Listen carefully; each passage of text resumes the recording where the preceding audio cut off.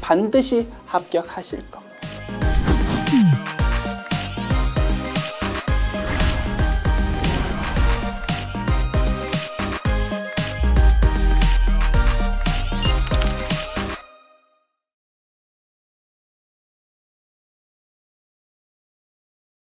안녕하세요. 전산회계 1급 특별회차 기출문제 실기편 보겠습니다. 회사 이름 주식회사 금천완구입니다. 출발합시다. 문제 1번 기초정보관리 문제입니다. 1번 문항 다음 자료를 이용하여 거래처 등록 메뉴에서 금융기관 거래처를 추가로 등록하세요. 됐습니다. 메뉴 엽시다. 거래처 등록 메뉴 탭이 3개 있는데 그 중에서 두 번째 금융기관 탭 선택합니다. 자, 그리고 내용 입력합니다. 코드번호 98006 은행명이 우리은행입니다. 자, 유형 보통예금 선택하랍니다. 보통예금 1번 계좌번호 1005-479524의 이렇게 하면 제시되어 있는 내용 전부 작업 끝났습니다. 메뉴 닫읍시다. 2번 문항 거래처별 초기 2월 메뉴 열고 작업하세요 라고 출제되었습니다. 자, 거래처별 초기 2월 메뉴 엽니다. 자, 하나씩 확인합니다. 먼저 단기 대여금. 자, 화면 왼쪽에서 단기 대여금을 선택합니다. 오른쪽 내용 확인합니다. 자, 화면을 그럼 이렇게 좀 이동할까 또? 이렇게. 그 다음에 요렇게 됐지요. 자, 주식회사 세리윤이라는 거래처에 대한 금액이 1,550만 원으로 입력되어 있는데 정확한 금액은 1505000이랍니다. 수정합니다. 1505000 그리고 엔터키 치면 밑에 빨강 색깔로 표시되어 있는 차액이라는 숫자가 0으로 싹 바뀔 거다. 그지? 엔터키 칩니다. 하나, 둘, 셋. 이렇게 싹 바뀌었습니다. 0원으로. 자, 그 다음 작업 선급금에 대한 내용입니다. 화면 왼쪽에서 선급금을 선택합니다. 그리고 이제 오른쪽 내용 작업하자. 주식회사 태양에 대한 금액이 850만 원으로 입력되어 있는데 이거 580만 원으로 수정되어야 된다. 5800000 엔터키 칩니다. 하나, 둘, 셋. 이렇게 차액이 0으로 바뀌었습니다.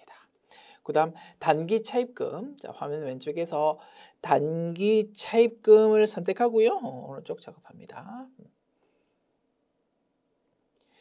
1,000만 원으로 입력되어 있는데 이거 1억 원으로 수정돼야 됩니다. 100000000 입력 타이핑했고 엔터키 치면 이제 아래쪽에 있는 빨간 글자가 0으로 바뀝니다. 하나, 둘, 셋.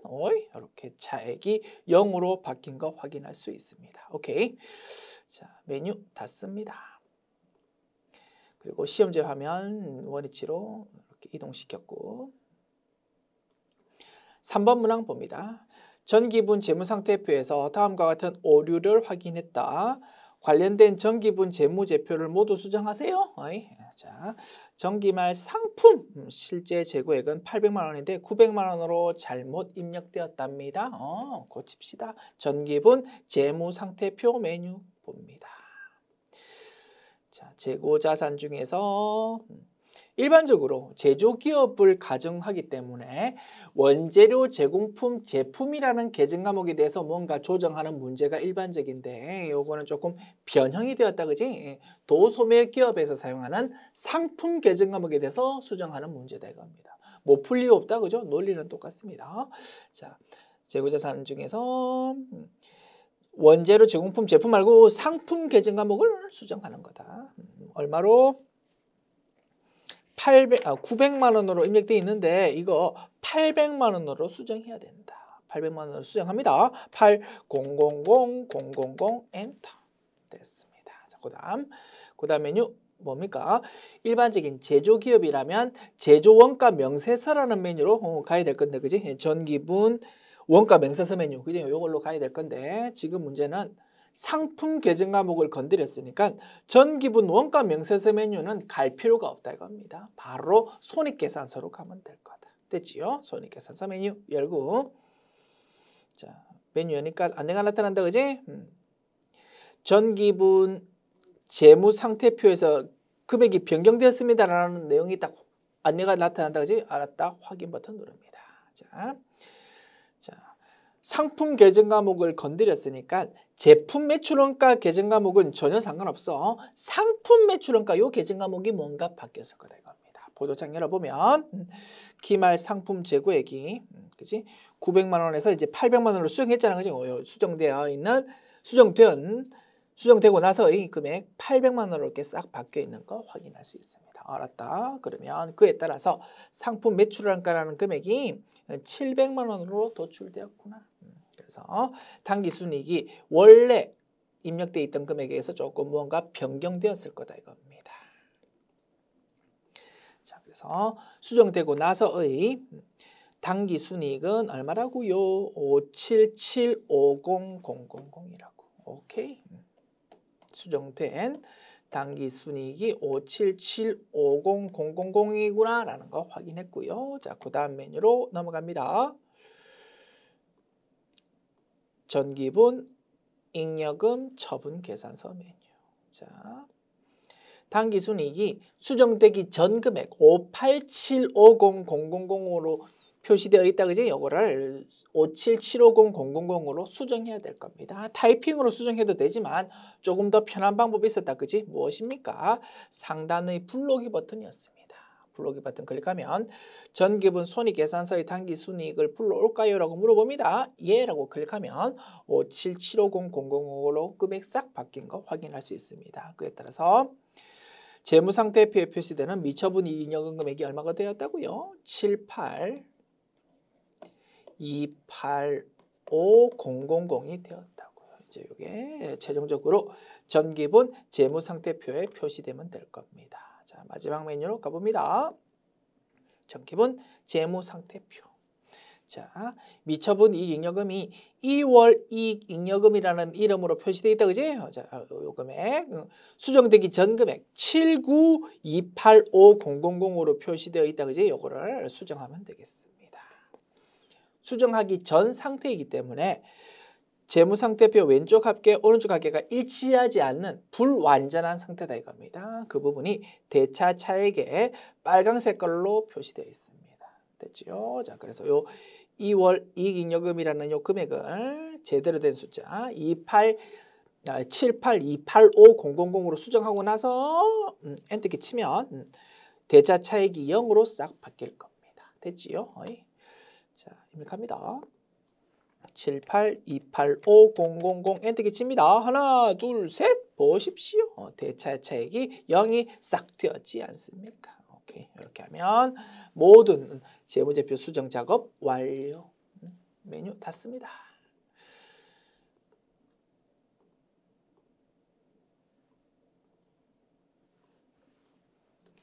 자, 문제 1번 풀어보았고요. 문제 2번 일반 전표 입력 메뉴 문제 봅니다. 1번 문항 7월 1일 주식회사 대동에 지급할 외상 매입금 2천만 원 중에서 70%는 3개월 만기 약속금을 발행해서 지급하고 나머지는 면제받았다. 우리가 원재료를 외상으로 구입했습니다.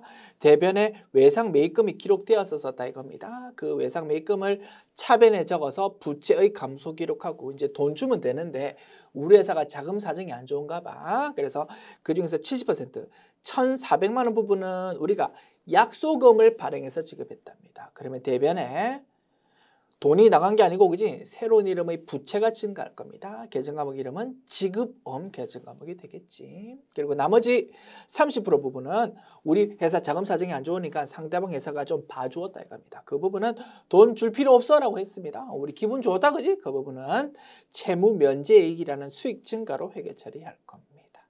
됐습니까? 자, 분석 끝났고 입력합니다. 일반 전표 입력 메뉴 7월 1일. 자, 차변에 외상 매입금이라는 부채의 감소 기록합니다. 거래처는 어디요? 주식회사 대동. 금액은 2천만 원. 자, 대변 현금 보통 예금 주면 참 좋은데 돈이 없다 보니까 약속금을 그냥 발행해 준 거야. 대변에 지급어음이라는 부채의 증가. 거래처는 주식회사 대동이다, 그지? 오케이.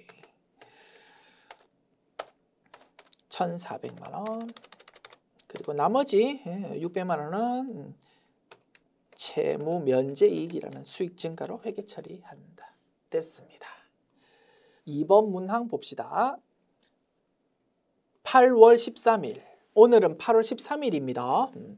7월 31일에 열린 이사회에서 결의했던 현금 배당금 500만 원을 당사 보통예금 계좌에서 지급했다. 단 7월 31일의 회계 처리는 적정하게 이루어졌으며 원천 징수세액은 없는 것으로 가정한다라고 되어 있습니다. 자, 현금 배당을 결의할 때는 어떻게 회계 처리한다고요? 차변에 미처분 이익잉여금이라는 자본의 감소, 그리고 대변에 미지급 배당금이라는 부채의 증가로 회계 처리한다고. 다만 우리 프로그램에서는 기존 회계 처리할 때 미처분 이익잉여금 계정과목 대신 2월 이익잉여금 계정과목 쓴다고 했습니다. 그지? 차변에 자본 감소, 대변에 부채 증가로 회계 처리했어. 그리고 실제로 그 결의한 돈을 실제 지급하는 날에는 오늘이 그 날이다, 그지? 지급하는 날에는 대변에 적혀 있는 미지급 배당금이라는 부채를 차변에 적어서 감소시키고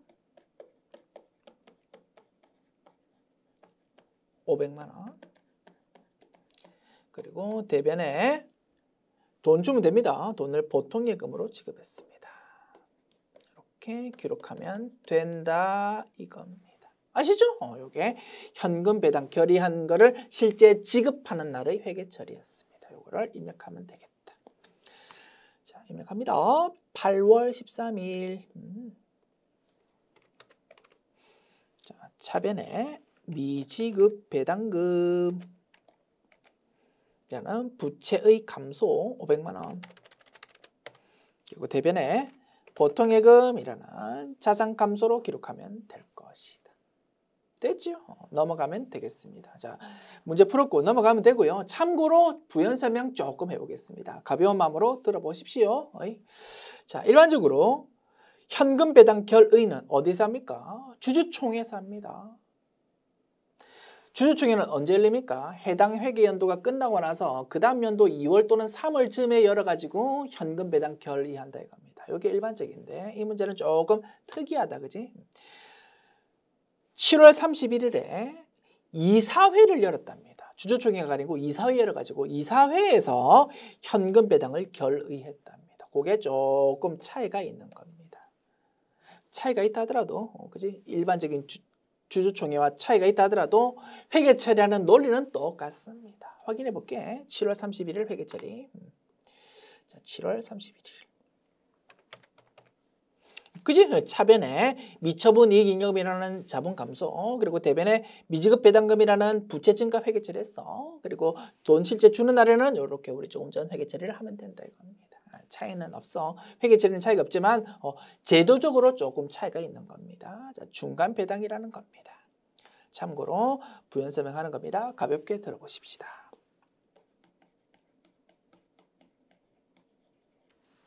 자, 일반적인 현금 배당은 해당 회계연도 지나고 나서 정기주총 열어가지고 주주총회에서 결의하는 게 일반적인데 이거는 특이하게도 해당 회계연도가 끝나기도 전에 이사회를 통해서 배당 결의하는 거다 이겁니다. 중간 배당이라는 제도는 미국에서 탄생했습니다.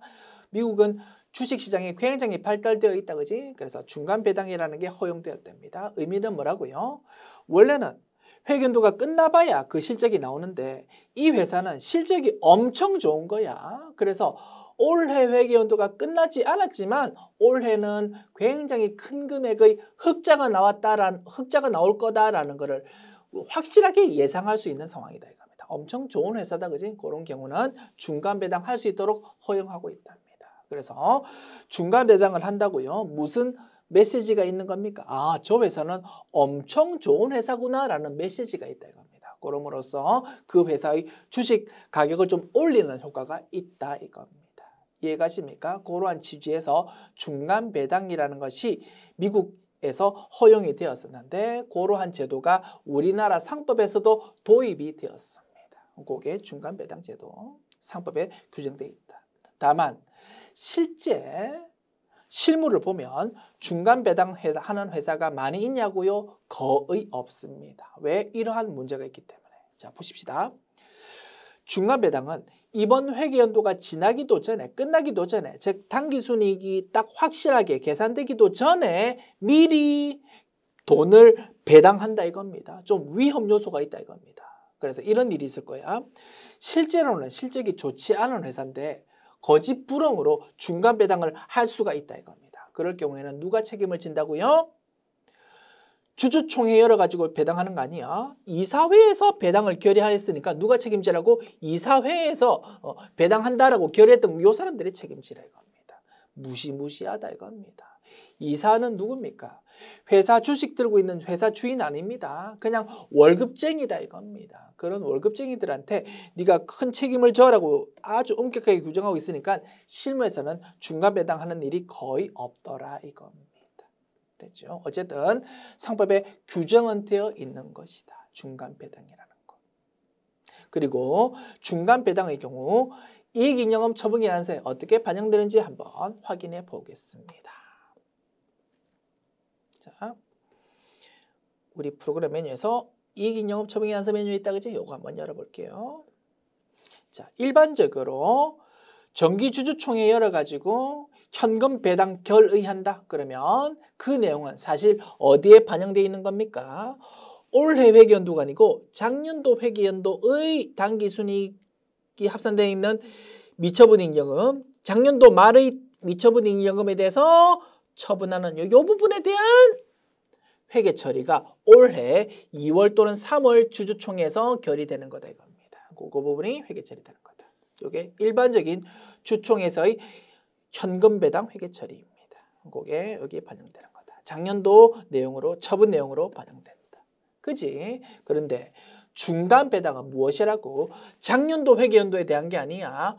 올해 회계연도에 대해서 올해 회계연도가 끝나기도 전에 미리 배당하는 거다 이겁니다. 그 부분은 올해 회계연도의 내용에서 상단부 이 부분에 반영되는 겁니다.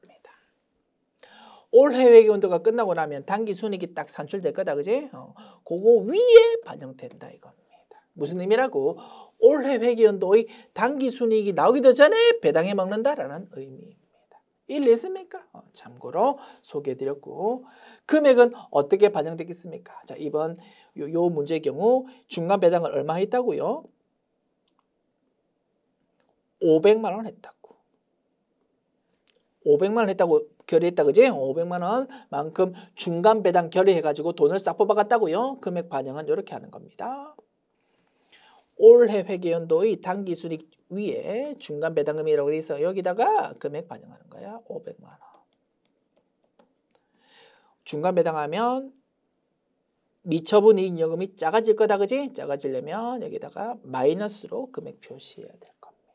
일리 있습니까? 이렇게 반영되는 거다. 실제 반영해 볼게요. 어떻게 금액 움직이는지. 자, 여기다가 그지? 마이너스 500만 원 적으면 요 936, 565, 995라고 돼 있는 여기서 500만 원만큼이 작아질 거다 그지? 자, 마이너스 500만 원 엔터키 칩니다. 하나, 둘, 셋. 보십시오. 이렇게 500만 원만큼 작아지지 않습니까? 요게 중간 배당에 대한 이익잉여금 처분기한서 반영입니다. 참고로 말씀드렸고 조금 더 참고로 설명드립니다.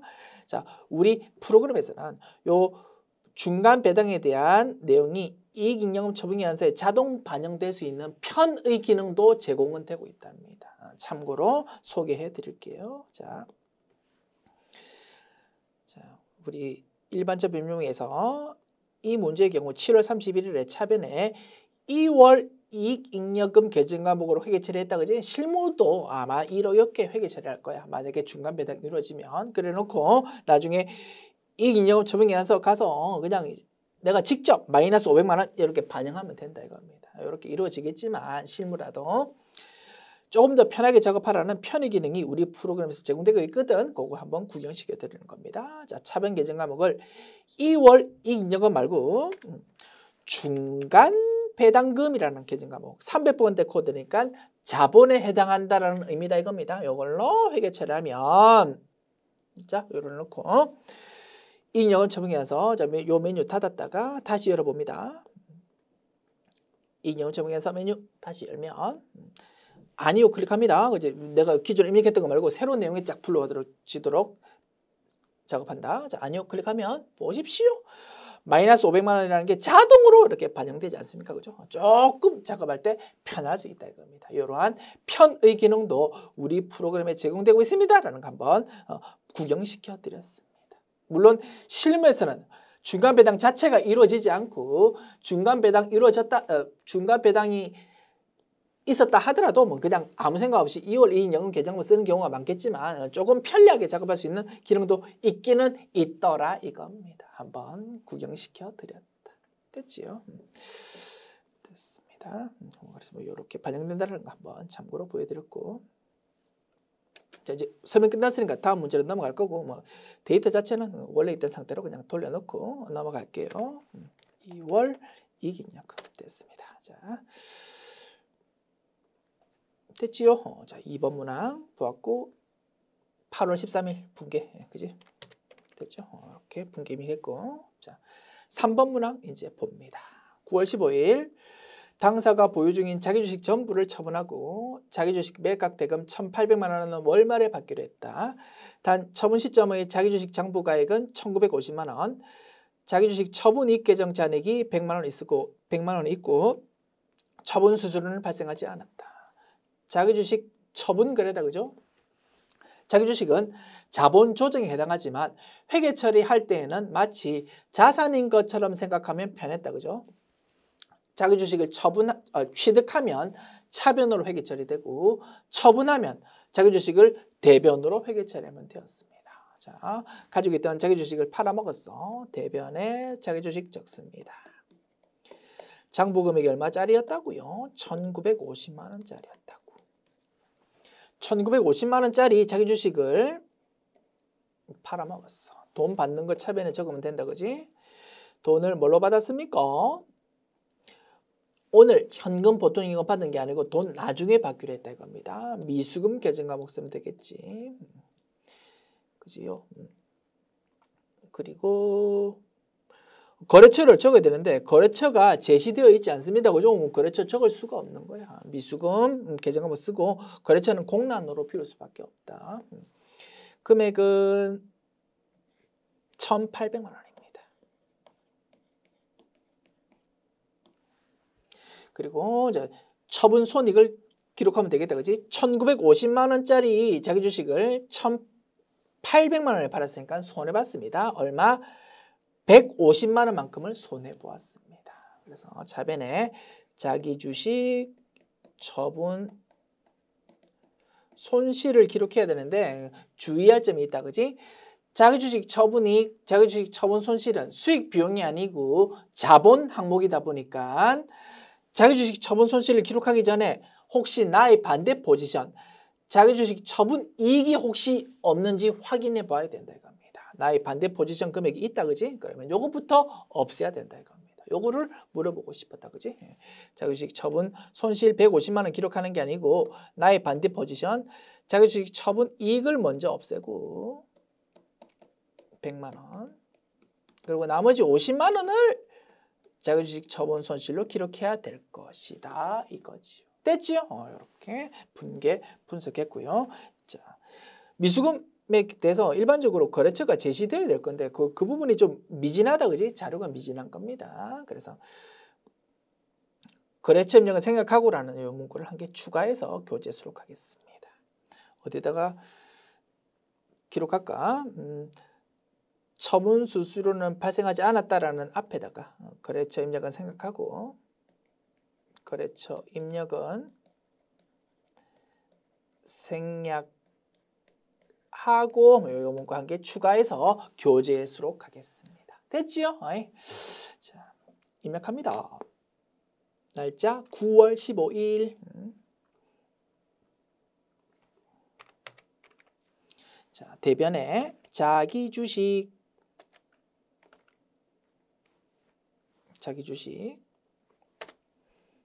1,950만 원. 그리고 차변에 미수금 계정 과목 1,800만 원. 그리고 차변에 자기 주식 처분 이익부터 없애고 그지? 100만 원. 자, 낙서 이제 지울게요. 너무 막 글자가 겹쳐가지고 그지? 그리고 나머지 맨 마지막을 차변에 자기 주식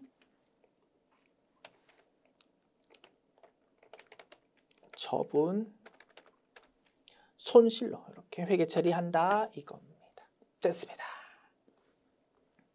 4번 문항 봅시다.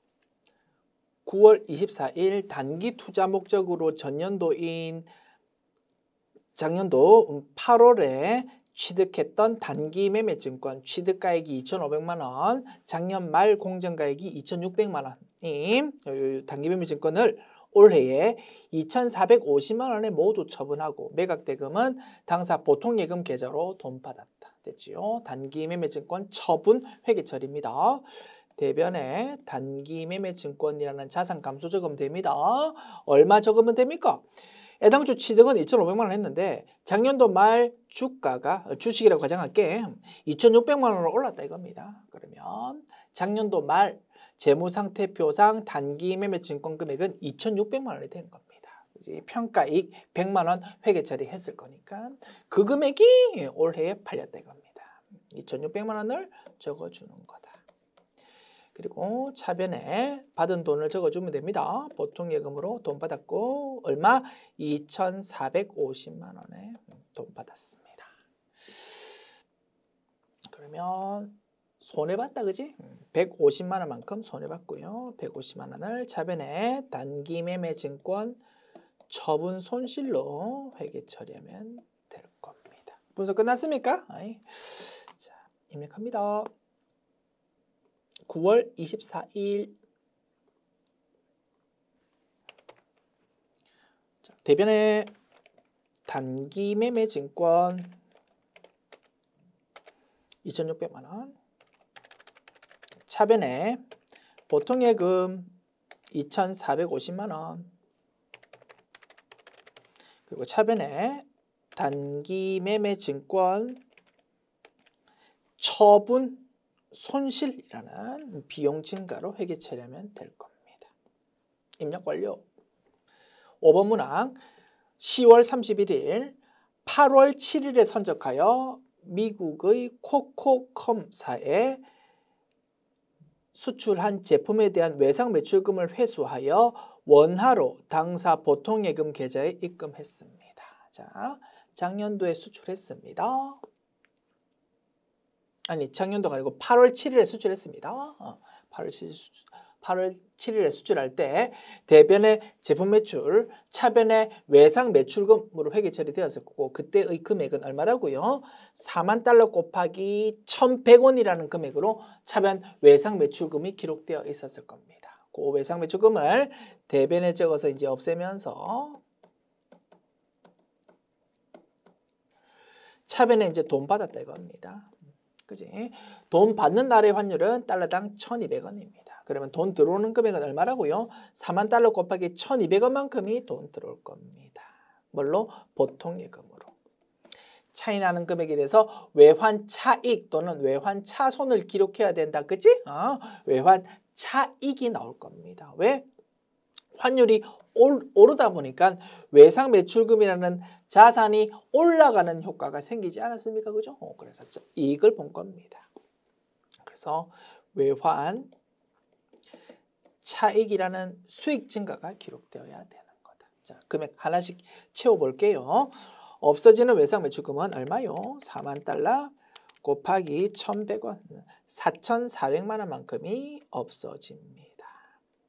돈 들어오는 거는 1200원 곱하기 4만 달러 4,800만 원이 돈 들어옵니다. 400만 원만큼 이익을 본 거다.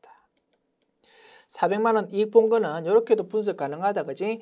1달러당 환율 올라가는 바람에 이익 보는 거다. 그지? 1달러당 100원씩 이익 보았습니다. 몇 달러만큼? 4만 달러만큼. 이렇게 계산해도 100 곱하기 4만 해서 400만 원 이렇게 분석할 수 있는 거다. 됐지요? 그리고 대변 외상 매출금은 거래처 적어줍니다. 영어다. 그지? 이렇게 적어주자. 분석 끝났고 입력합니다. 오늘은 10월 31일이다. 그지? 오케이. 10월 31일. 자, 대변부터 적을까? 대변에 외상 매출금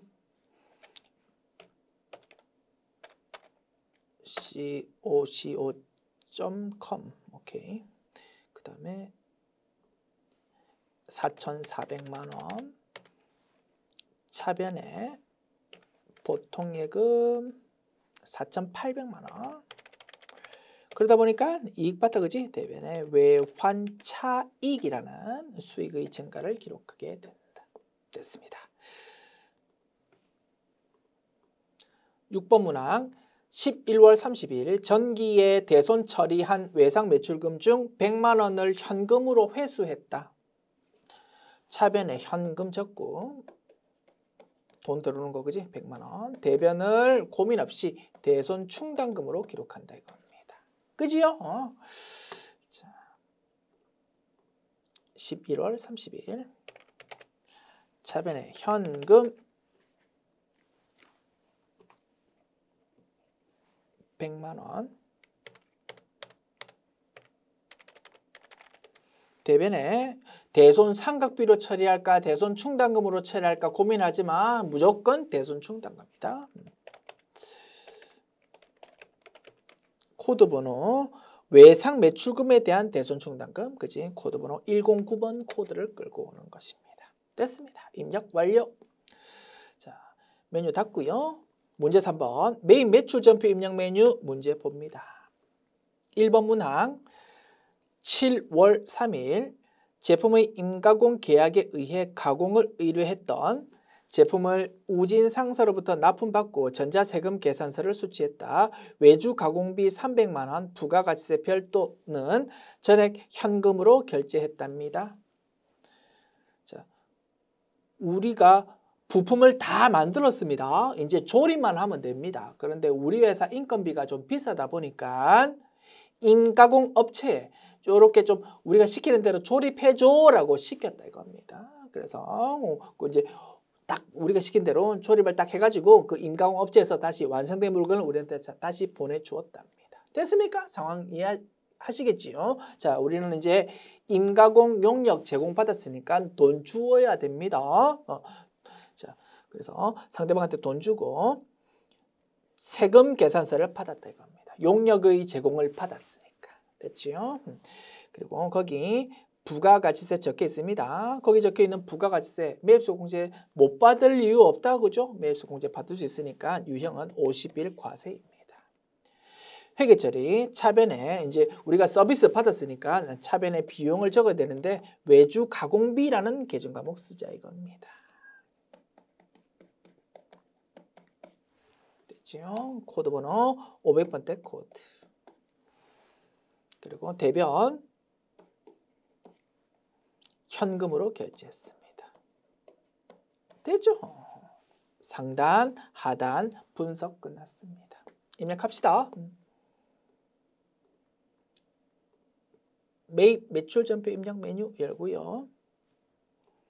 7월 3일 자, 유형 50일 과세 공급가액이 300만 원. 부가가치세 30만 원이겠다. 그지? 그리고 상대방 임가공 업체 이름이 뭐다고요? 우진 상사. 전자여부. 전자라고 되어 있다. 그죠? 여 붕괴. 자, 차변에 그리고 외주 가공비 500번대 코드라는 비용 회계 처리, 그리고 대변 현금으로 회계 처리하면 되겠습니다. 입력 완료. 2번 문항 8월 5일 미국에 소재한 G&W에 직수출을 하기로 한 제품 7,500달러를 선적했다. G&W로부터 대금은 3개월 후에 받기로 했고요. 선적일 현재 기준환율은 달러당 1,100원이다. 단 수출 신고 번호 입력은 생략하십시오. 됐습니까? 수출한 겁니다. 유형 16 수출이고요. 회계 처리 대변의 제품 매출, 차변의 외상 매출금 기록하면 되겠습니다. 분석 끝났지요. 그리고 과세표준 금액 계산해 봅니다. 7,500달러 곱하기 달러당 1,100원 계산하면 825만 원 나오네요. 됐습니다. 자, 입력합시다. 8월 5일 16 수출 8250000 그리고 거래처는 G&W 영어네 G&W 그 다음에 영설구분 직접 수출이다 그지? 1번 그리고 분계 혼합이고 대변의 제품 매출 그리고 차변의 외상 매출금 이렇게 기록하면 상단 하단 입력 완료 됐습니다. 3번 문항 8월 14일 생산부서 직원들의 간신용 흰 우유를 주식회사 국민마트에서 38만 5천 원에 구입하고 대금은 전액 현금으로 결제했고 현금 영수증을 받았답니다. 자, 유형 무엇일까요? 현금 영수증 받았습니다. 그리고 매입입니다. 그런데 자, 내용 보니까 흰 우유라고 적혀 있고 공급 가액만 적혀 있고 부가가치는 적혀 있지 않습니다. 이겁니다. 우유 미가공 식료품으로 본다 이겁니다.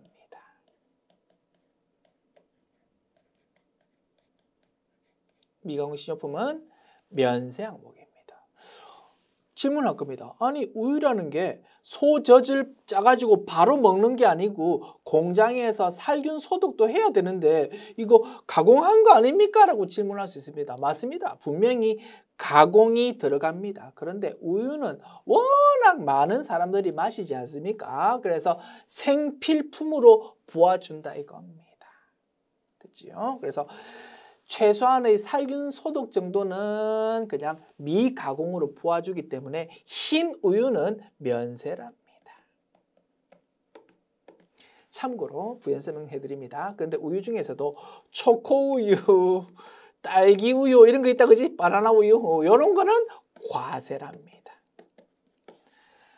초코 향 나는 딸기 향 나는 그 성분을 좀 넣는 순간 그거는 가공으로 본답니다. 까다롭다 그지? 왜냐하면 이 부가가치세법의 생필품이라는 개념은 우리 일상생활하고 좀 연결해가지고 교통정리할 필요가 있다 이겁니다. 할 수 없어. 그러다 보니까 좀 이렇게 세법에서 구체적으로 교통정리를 하고 있다 이겁니다. 초코우유, 딸기우유는 과세, 흰 우유는 면세 이렇게 규정하고 있대요. 그러다 보니까 자 보십시다. 현금 영수증 받았으면서 매입이야.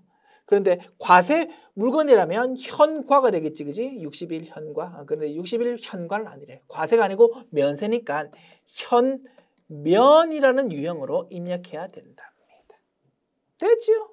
이렇게 현면이라는 것도 출제될 수 있구나라는 거 한번 구경해 보았습니다. 됐습니다.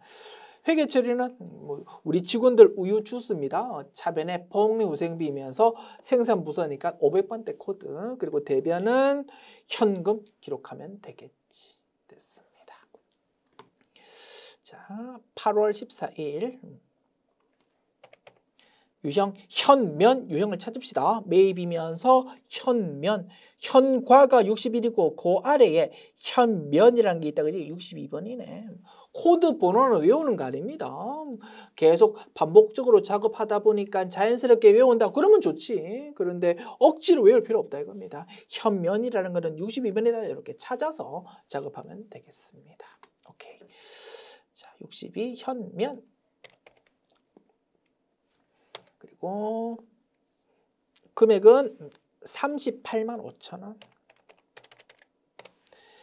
거래처는 주식회사 국민마트. 주식회사 국민마트.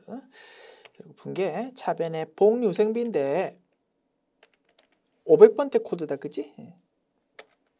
그리고 대변은 현금 이렇게 하면 되겠습니다. 4번 문항 9월 9일 비사업자인 홍석준에게 제품을 77,000원 부가가세 포함해 현금 매출하고 간이 영수증을 발급해 주었다. 간이 영수증은 우리 세법에서 전혀 인정 안 한다, 그지? 그래서 증빙 아무것도 발급 안 한 겁니다. 유형 14건별 되겠습니다. 회계 처리, 대변의 제품 매출, 차변의 현금 기록하면 되겠지. 입력합시다. 9월 9일 유형 14건별이고요. 자, 14건별의 경우 공급가액란에 부가가세 포함되어 있는 금액 77,000원 입력한 다음에 엔터키 치면 물건값 부가가치세 자동으로 싹 갈라지는 기능이 있었다, 그지? 오케이. 그 다음에 거래처는 누구라고? 홍석준. 분계 대변의 제품 매출 맞고 차변의 현금 이렇게 하면 상단 하단 입력 완료. 5번 문항 10월 20일 광주 완구 주식회사에게 공급했던 제품 중 일부가 품질에 문제가 있어서 반품되었다. 그래서 다음과 같이 전자세금 계산서를 교부했다. 단 회계 처리는 외상 매출금 계정과 상기하여 처리하기로 했고 분계는 마이너스로 표시하십시오. 됐습니다. 자, 우리가 매출했다가 반품받았어. 이런 거를 매출 환입이라고 부른다, 그지? 이 부분에 대해서 마이너스 세금 계산서 끊어준 거다 이겁니다. 마이너스 세금 계산서 끊어주는 것도 세금 계산서 끊어주는 거다, 그지? 부가가세 적혀있으니까 유형은 11과세인데 입력할 때 금액을 마이너스로 입력하면 되는 거다. 그리고 품목란에 제품이라고 적혀있으니까 이것도 입력해 주자 이겁니다. 입력합니다. 그리고 상대방 거래처는 누구라고? 광주 완구 주식회사고 전자외부 전자 맞고 됐지요? 오케이. 입력합니다. 10월 22일 10일 과세고 품목란에 제품이라고 적어주자. 공급가액을 마이너스 200만 원, 부가가세 마이너스 20만 원, 그리고 상대방 거래처 광주완구 주식회사 전자외부 이어 분계. 자, 대변의 제품 매출을 마이너스로 이렇게 딱 끌고 오고 있다, 그지? 오케이. 그 다음에 차변에 외상 매출금을 마이너스로 적어주면 되겠습니다. 상단 하단 입력 완료. 6번 문항 10월 31일 당사 영업부서는 옥정현 국수에서 회식을 하고 식사대금 55만 원 부가가세 포함을 당사 명의 법인카드인 현대카드로 결제했다. 카드 매입에 대한 부가가치세 매입세 공제 요건은 충족한다. 됐습니다. 우리가 밥 먹고 신용카드로 결제했습니다. 그래서 부가가치세 적혀있는 세금 신용카드 매출연표를 받았다 이겁니다. 거기 적혀있는 부가가치세 매입세 공제 받아 먹을 수 있다, 그지? 그러다 보니까 이 내용 부가가치세 신고서에 반영되어야 되고 따라서 매입 매출 전표 입력 메뉴 입력해야 되고 유형을 57카과로 입력하는 거다 이겁니다.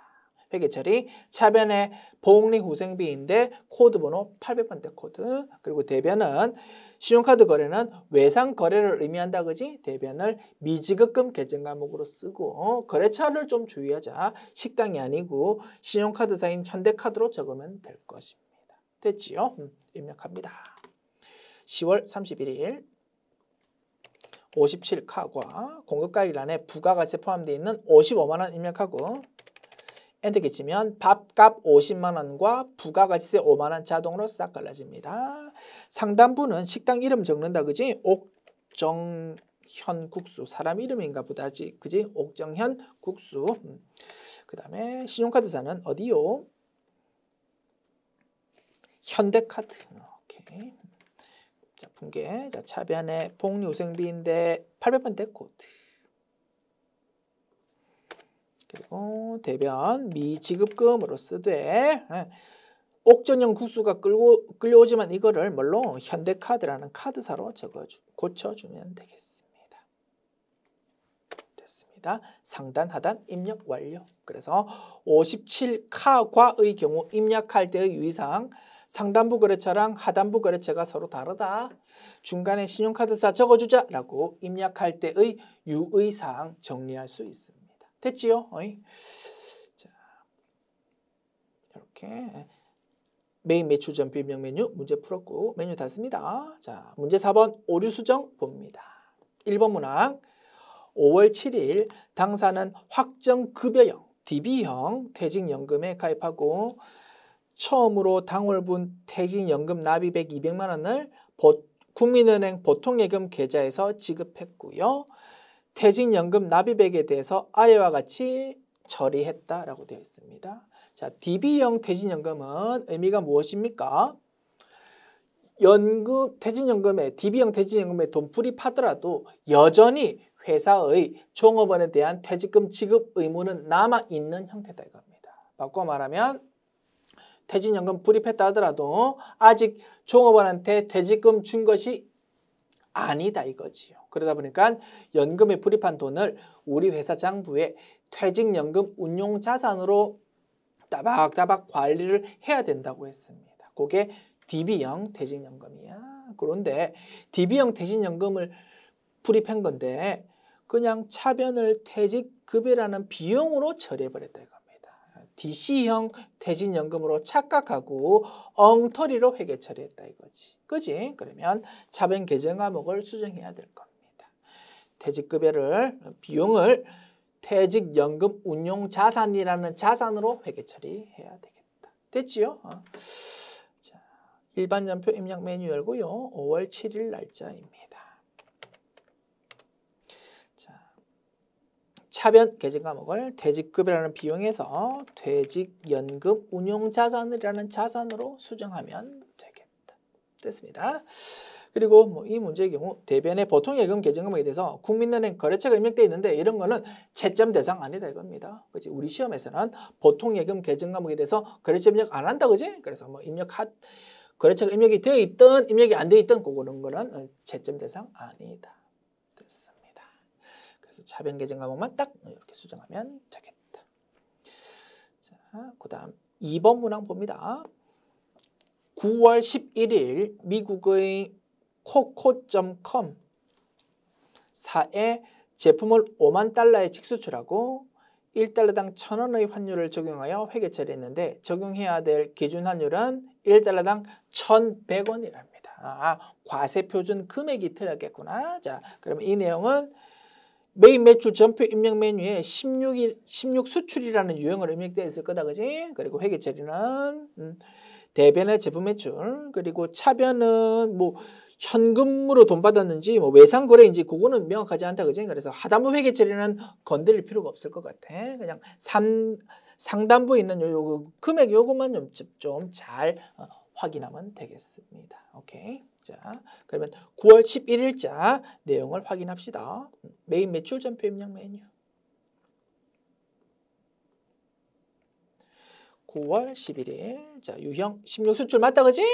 자, 공고가격 요게 틀렸다 이겁니다. 5만 달러 곱하기 1,000원 해서 5천만 원으로 이렇게 기록되어 있는데 이거 아니야. 5만 달러 곱하기 1,100원 얼마입니까? 5,500만 원으로 금액이 수정되어야 될 거다. 됐습니까? 자, 상단부 금액 수정합니다. 5500000. 그리고 거래처 맞고 중간에 영세율 구분 맞습니다. 자, 이제 아래쪽 회계 처리 숫자가 좀 바뀔 거다. 그지? 기존에 입력되어 있는 거는 5천만 원으로 회계 처리되어 있는데 회계 처리되어 있었는데 거기에 이제 5,500만 원으로 수정이 돼야 되는 거다. 됐죠? 상단부 금액 수정하니까 하단부 금액이 자동으로 바뀐다. 그지? 오케이. 그대로 놔두면 되겠습니다. 그리고 차변 계정을 보니까 외상 매출금으로 회계 처리되어 있네. 외상으로 직수출 한 모양이구나. 그러는 거 확인했습니다. 됐습니다. 수정 완료. 메뉴 닫습니다. 문제 5번. 결산 보겠습니다. 1번 문항. 올해 12월 1일 동신상사와 임대차 계약을 체결하고 당사 건물의 일부를 6개월간 임대하다. 임대료, 임대기간은 올해 12월 1일부터 내년 5월 말까지 6개월 분이네.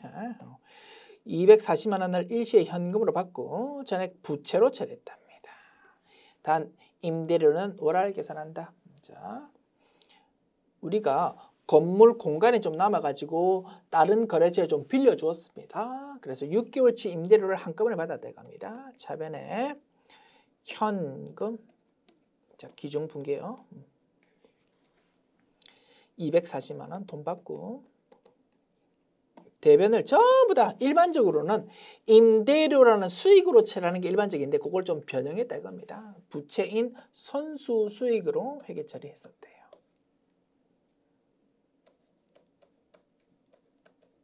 됐죠? 이 부분에 대해서 기말 수정 분계해야 되겠다, 그죠? 자, 한 달에 임대료가 얼마입니까? 6개월치가 240만 원이야. 한 달에 40만 원이다, 그지? 그래서 우리 항상 정확한 결론값만 딱 머리에 쥐고 있으면 된다고 했습니다. 정확한 결론값이 어떻게 돼야 됩니까? 자, 정확한 결론값 어디다가 적을까? 저 공간을 조금 아낄게요. 한 달에 40만 원이라는 거는 여기 좀 살짝 작게 적을게. 그지? 그리고 위에 있는 부분, 이제 정확한 결론값만 머리에 쥐고 있으면 된다고 했어. 정확한 결론값. 돈 받은 거는 정해져 있다, 그지? 딱 차변에 현금 240만 원. 돈 받았어. 이 부분은 전혀 문제 없어. 대변의 문제야. 올해에 해당하는 부분은 임대료라는 수익으로 기록해야 돼. 그런데 내년에 해당하는 거는 선수 수익이라는 부채로 기록이 되어야 된다 이겁니다. 그지? 한 달에 40만 원이고 올해에 해당하는 건 몇 달? 한 달입니다. 12월 달 한 달. 그러면 40만 원만 임대료라는 수익으로 기록돼야 되고 나머지 200만 원은 선수 수익이라는 부채로 기록돼야 되는 게 정확한 결론값이다 이겁니다. 됐죠? 요 정확한 결론값으로 이제 달려가면 돼. 그래서 기중회계 처리가 임대료로 되었는지 선수 수익으로 되었는지 우리가 문제가 언제든지 변형될 수 있지만 우리는 전혀 당황할 필요 없어. 정확한 결론값만 딱 머리에 쥐고 있으면 정확하게 기말수정 분계할 수 있는 것이다. 됐죠? 자, 선수 수익이라는 부채가 너무 크잖아, 그지? 그래서 차변에 선수 수익이라는 부채를 감소시키는 거야. 얼마만큼? 200만 원만큼을. 아니야, 40만 원만큼을. 그치?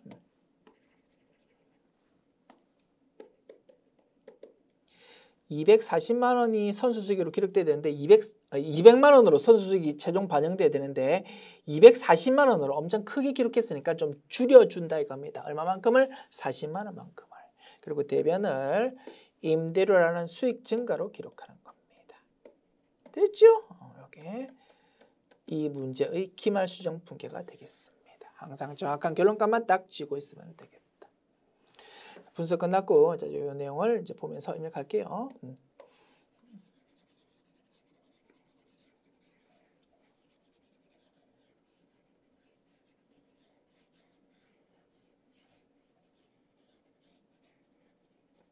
자, 그리고 이제 입력하면 됩니다. 그리고 참고로 이제 모범 정답 보니까 뭐 선수 수익에 대해서 거래처가 이렇게 기록이 되어 있는 걸로 모범 정답 발표되었더라고요. 이런 부분은 전혀 채점 대상 아니다, 그지? 실무에서는 선수 수익 이런 부분에 대해서 거래처 관리하지 않습니다. 우리 원가의 흐름에서 잠깐 언급드렸습니다. 어차피 실무에서는 선수 수익이라고 올해 기말에 회계 처리했다고 내년도 초에 반대 분계, 역분계라고 부른다고 했습니다. 역분계로 바로 그 다음 연도 초에 없애버리기 때문에 선수 수익 같은 거는 거래처 관리 안 한다 이겁니다. 그런데 뭐 거래처가 기록된 상태로 모범 정답 발표되어서 혹시 혼란스러울까 봐 부연 설명드렸습니다. 채점 대상 전혀 아니고 우리 교재 수록할 때는 그지?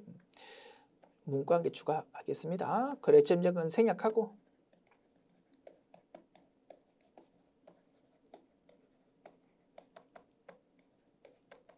이 문구를 단 임대료는 월할 계산한다 앞에 이렇게 추가해서 교재 수록하겠습니다. 우리 아까 앞에서 풀었던 문제 중에서도 뭐 미수급에 대해서 거래처가 전혀 언급 안 돼 있고 그지? 그래서 아마도 이번 회차 출제한 분 중에서 처음 출제비로 들어간 분이 있나 봐. 그래서 그런 부분이 거래처에 대해서 우리 시험에서 어떻게 지금 처리가 되고 있는지에 대해서 약간 좀 정확하게 판단을 못하는 분이 한 분 있었는 것 같아. 그래서 조금 혼란스러운 부분이 있는 것 같아서 교통 정리해 드렸습니다. 됐지요? 어이? 자, 입력합니다. 자, 수동결산이다.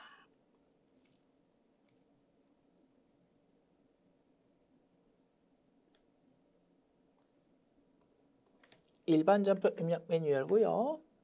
자, 12월 31일. 자, 차변에 선수 수익 40만 원. 대변에 임대료라는 수익 증가 40만 원 기록하면 입력 완료. 2번 문항 10월 1일부터 12월 31일까지 부가가치세 대급금 합계액은 이렇고 부가가치세 예수금 합계는 이렇습니다. 2기 확정 신고를 위한 상계 처리하십시오. 단 납부세액 발생 시 미지급 세금 계정으로 회계 처리하십시오. 알고 있는 분계다 그죠? 오케이.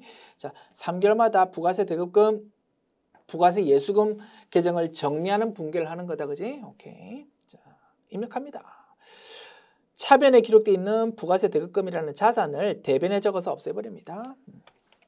부가세 대급금이라는 자산을 대변에 적어서 없앤다. 금액 얼마요? 금액이 385600000. 그리고 대변에 기록되어 있는 부가세 예수금이라는 부채를 차변에 적어서 없앱니다. 부가세 예수금이라는 부채의 감소. 얼마요? 417800000. 그리고 차이 나는 금액에 대해서 이제 납부할 금액을 기록한다 이겁니다. 대변에 미지급 세금 322만 원. 됐지요? 오케이. 그래서 부가세 신고서하고 연결시켜보면 무슨 뜻입니까? 부가세 예수금은 우리 매출할 때 발생한 매출세액입니다. 부가세 대급금은 매입세액 문제 받아먹을 수 있는 매입세액입니다. 그래서 매출세액에서 매입세액 뺀 것이 납부세액이 된다 이겁니다. 납부세액만큼 우리가 이제 세금 내야 되니까 미지급 세금이라는 부채로 기록되는 것이다. 됐지요?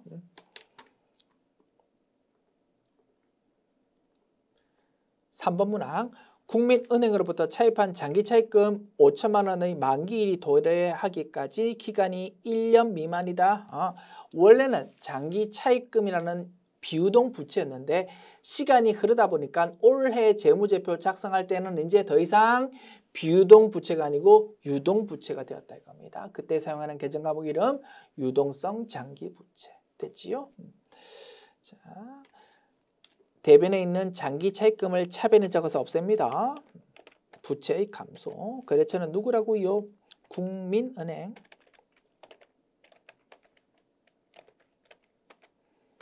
금액은 5천만 원. 5천만 원. 50000000. 그리고 대변을 이제 새로운 이름의 부채 증가로 기록한다 그지? 유동성 장기 부채. 그렇죠? 국민은행 되겠다 그지? 금액 5천만 원. 입력 완료. 됐습니다. 그래서 이번 회차 보니까 세 문항이 출제됐는데 결산 문제로 세 문항 모두 수동 결산이다 이겁니다. 그냥 일반 점표 입력 메뉴에 입력하면 돼. 굳이 결산자로 입력 메뉴에 갈 필요가 없었구나. 됐습니다. 자, 메뉴 닫고 자 마지막 조회 문제 봅니다. 1번 문항 올해 1기 확정 신고 기간 4월부터 6월 중 매출 세금 계산서 매수가 가장 많은 거래처명과 매수를 입력하십시오. 우리가 발급한 세금 계산서에 대한 상세 내역을 묻고 있습니다. 세금 계산서 합계표 메뉴 쓰면 되겠지. 자, 프로그램 화면에서 부가가치 모듈 클릭하고 여기서 세금 계산서 합계표 메뉴 클릭합니다. 그리고 기간 4월부터 6월이다 그치? 4월부터 6월. 자, 그리고 탭이 두 개 있습니다. 매출, 매입. 우리는 매출 탭을 사용해야 되겠다. 그치? 우리가 발급한 세금 계산서에 대한 내용이다. 그리고 아래쪽 탭이 3개 있는데 제일 오른쪽에 있는 전체 데이터 탭 클릭해서 작업하면 되겠다. 그죠? 오케이. 자, 여기서 매수가 제일 많은 거래처 찾아봅시다. 오메가 제일 많다. 그지? 그 거래처 이름은 순천상사입니다. 그래서 거래처 이름과 매수를 입력하라고 했거든요.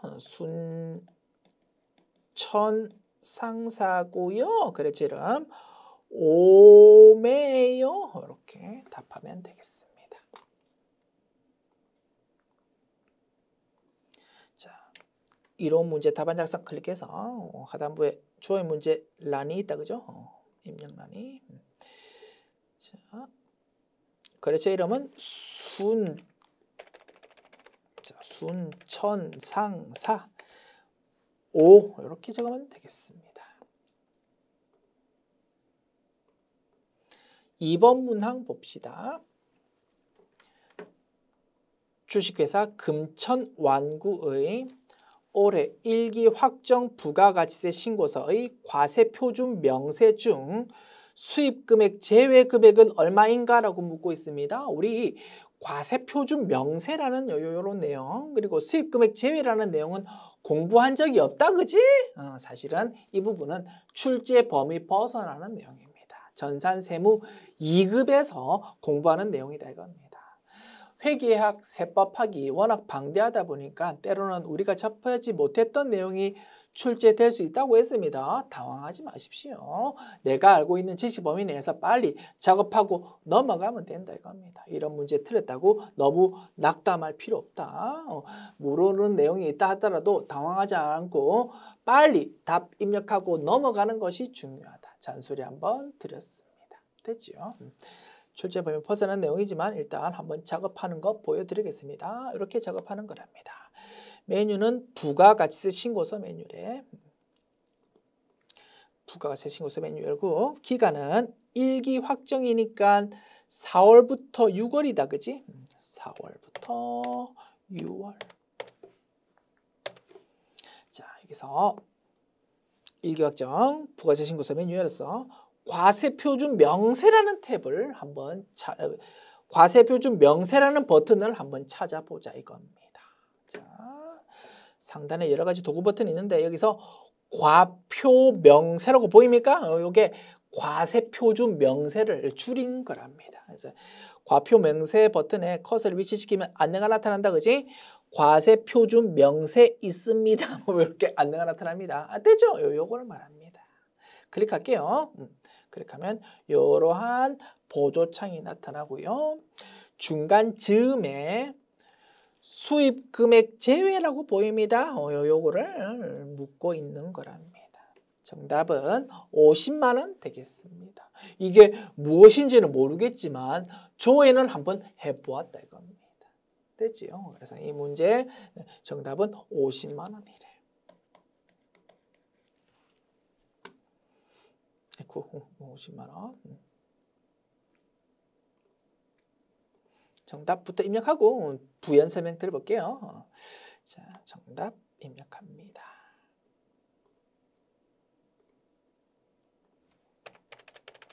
됐습니다. 이제 넘어가면 됩니다. 그런데 이제 이왕 뭐 출제됐으니까 우리 출제 범위 벗어난 내용이더라 하더라도 그냥 가볍게 한번 드러나 보자 이겁니다. 제가 한번 설명해 볼게요. 자, 이겁니다.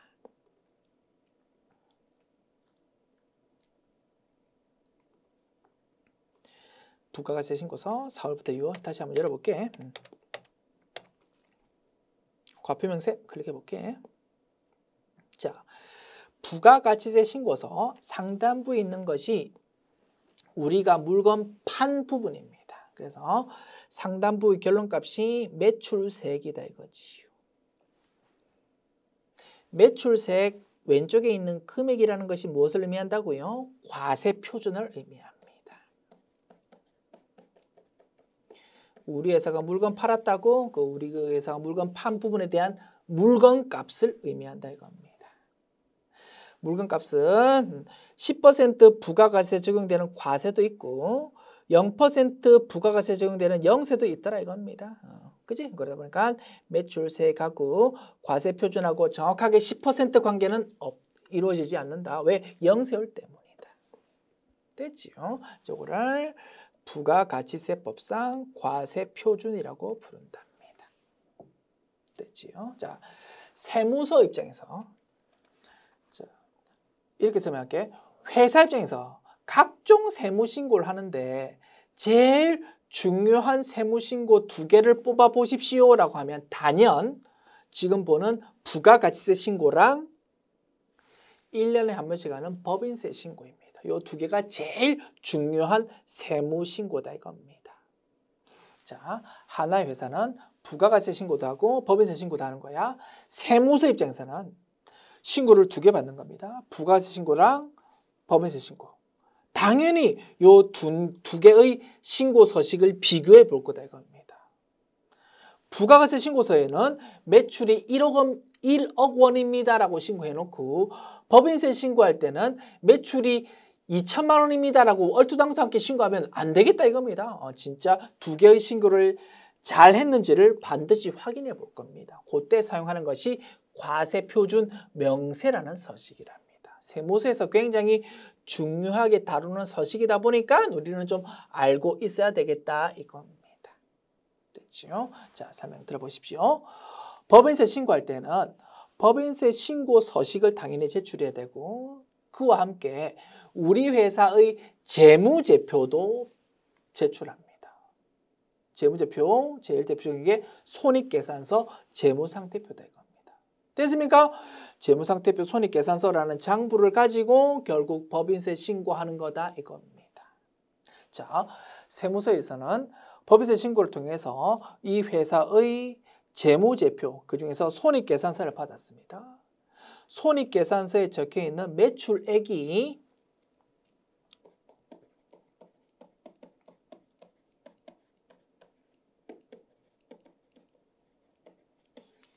결국 부가가치세 신고서의 상단부의 합계로 적히는 부가가치세법상 과세표준이 된다 이겁니다. 아시겠죠? 우리는 물건을 팔았다고 그 부분에 대해서 부가가치세 신고서에 반영을 해야 된다 이겁니다. 그래서 법인세 신고할 때 받았던 손익계산서상 매출액이랑 부가가치세 신고서에 적혀있는 과세표준이랑 당연히 일치하는지를 맞춰볼 겁니다. 다만 부가가치세 신고서는 1년에 4번 제출된다 그지? 1기 예정, 1기 확정, 2기 예정, 2기 확정 그지? 4개의 서식의 합계랑 손익계산서의 매출액이랑 이제 일치하는지를 비교한다 이겁니다. 됐죠? 그때 사용하는 메뉴가 과세표준 명세라는 요 보조창입니다. 자, 그런데 일반적으로는 손익계산서상 매출액이랑 부가세법상 과세표준이랑 일치할 겁니다. 그런데 가끔은 일치하지 않는 사항도 있다 이겁니다. 제일 대표적인 게 유형자산의 처분입니다. 자, 유형자산 처분 생각해 볼게요. 우리는 에어컨이라는 비품을 구입했습니다. 영업활동에 사용하려고, 사무실에서 쓰려고 100만 원 주고 비품을 구입했는데, 에어컨 구입했는데 한 2년쯤 쓰다가 그러면 감가상각 누계액 때문에 장부 금액이 100만 원보다 작아졌을 거다 그지? 장부 금액이 60만 원짜리인 비품을 70만 원에 팔았다 이겁니다. 중고로. 그지? 그런 일이 있을 수 있습니다. 그때 우리는 중고로 에어컨 파는 것도 과세 대상 재화 공급이니까 세금 계산서를 발급합니다. 얼마로? 공급가액 70만 원으로 발급한다 이겁니다. 일리 있습니까? 그러면 유형자산 처분은 70만 원만큼 세금 계산서 발급되었으니까 이게 1번 라인에 기재되고 이거 당연히 부가가치세법상 과세표준에 기재가 될 겁니다. 당연하다. 그런데 이 유형자산 처분에 대해서 장부에는 손익계산서에는 어떻게 반영되는지 생각해 봅시다. 손익계산서에는 70만 원이라는 게 매출로 기록되는 거 아니야. 장부에는 어떻게 기록된다고? 우리가 가지고 있던 비품이라는 유형자산 없어지면서 들어오는 돈 70만 원 적어주고 차이 나는 10만 원만 차이 나는 10만 원만 영업 외 수익으로 반영될 수밖에 없다 이겁니다. 장부는 60만 원짜리 유형자산을 70만 원에 팔아서 70만 원이라는 세금계산서 발급되었지만 장부에는 매출로 전혀 기록이 안 된다 이겁니다. 그냥 only 10만 원 부분만 영업외 수익으로 반영되고 있다 이겁니다. 이런 경우는 손익계산서상 매출액이랑 부가세법상 과세표준이랑 당연히 차이가 생길 수밖에 없다 이겁니다. 일리 있습니까? 그런 부분이 수입금액 제외라는 걸로 표시된답니다. 그래서 이런 의미입니다. 과세표준 명세라는 게 있잖아, 그지? 여기서 말하는 과세표준 합계는 결국 부가가세 신고서상 상단부의 합계 184176000이 기재되는 거야. 그런데 요거는 기본적으로 손익계산서상 매출액으로 기록되었겠구나라고 일단 전제가 된다 이겁니다. 추정이 된다 이겁니다. 그런데 꼭 그렇지는 않더라, 그지? 유형자산 처분과 같이 손익계산서상 매출액에 반영되지 않으면서 부가가세 신고세는 과세표준으로 기록되는 게 있긴 있더라 이겁니다. 그런 부분은 좀 별도로 기재해 주어야 세무서에서 요 매출액이랑 부가세법상 과세표준을 맞춰 볼 수가 있을 거다 이겁니다. 그렇게 기재하는 겁니다. 그래서 요 과세표준 금액을 매출이었는지 매출 아니었는지로 이렇게 나눠서 기재한답니다. 됐죠? 그래서 매출이면서 손익계산서상 매출이면서 부가세법상 과세표준인 금액은 요거고 매출 아닌데도 부가세법상 과세표준으로 기록된 거는 요거야 라고 이렇게 구분해서 두 개를 표시해 주는 거다. 됐죠? 요게 수입금액 제외라는 것이랍니다. 요거를 물어보고 있었던 거다 이겁니다. 조회 문제로. 됐죠? 대략적으로 설명해 드렸고 이러한 내용을 전산세무 2급에서 공부하게 되구나 이렇게 한번 생각해 보시면 되겠네요. 됐습니다. 자, 참고 부연 설명 드렸고 자 마지막 문제 봅니다. 3번 문항 1월부터 6월까지 발생한 복리후생비 중 제조 경비에 해당하는 금액은 얼마일까요? 500번대 코드의 복리후생비 를 묻고 있다 그지? 비용이다 그지? 비용인데 1월부터 언제까지를 묻고 있으니까 세 가지 메뉴가 가능하다 이겁니다. 첫 번째 합계 잔액 시산표 메뉴. 두 번째 손익계산서 메뉴. 800번대 코드라면 손익계산서 메뉴겠지만 500번대 코드니까 손익계산서 메뉴 말고 무엇으로 변형할 수 있다고? 제조원가 명세서. 됐지요? 세 번째 메뉴 일개표, 월개표 이렇게 세 가지 메뉴로 모두 조회 가능합니다. 퀴즈 만약에 1월부터가 아니고 1월이 아닌 날 4월부터 6월까지로 물었다고요? 비용에 대해서 그러면 어떤 메뉴만 가능하다고요? 위에 있는 두 개는 안 되고 밑에 있는 일개표만 된다고 했습니다. 됐죠? 이런 부분도 우리 공부했었다 그지? 복습해 보았습니다. 자, 이 문제는 1월부터를 묻고 있으니까 요 세 가지 메뉴 모두 다 가능하고요. 우리 학습 차원에서 세 가지 메뉴로 전부 다 확인해 보도록 합시다. 됐지요? 자, 먼저 합계 잔액 시산표 메뉴요.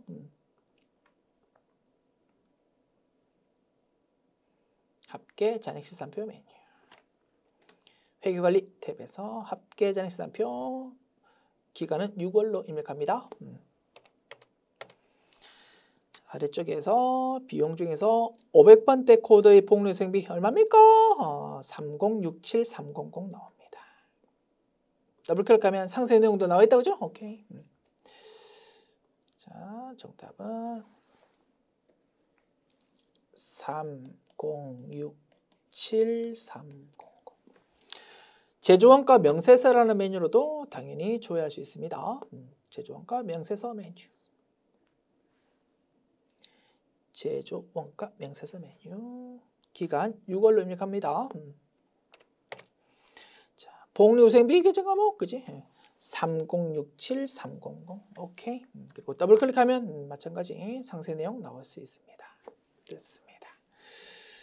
그다음 일개표, 월개표 메뉴 봅니다.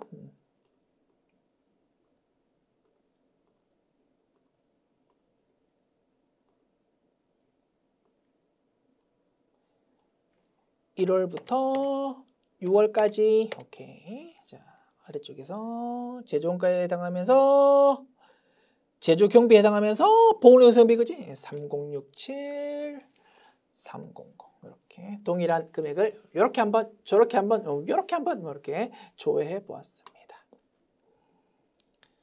그리고 여기서도 마찬가지 더블 클릭하면 상세 내용 볼 수 있는 거다. 오케이. 자, 정답 입력합시다. 30673 이거요. 3067300 오케이. 이렇게 하면 입력 완료. 지금까지 특별 회차 기출문제 보았습니다. 수고하셨습니다.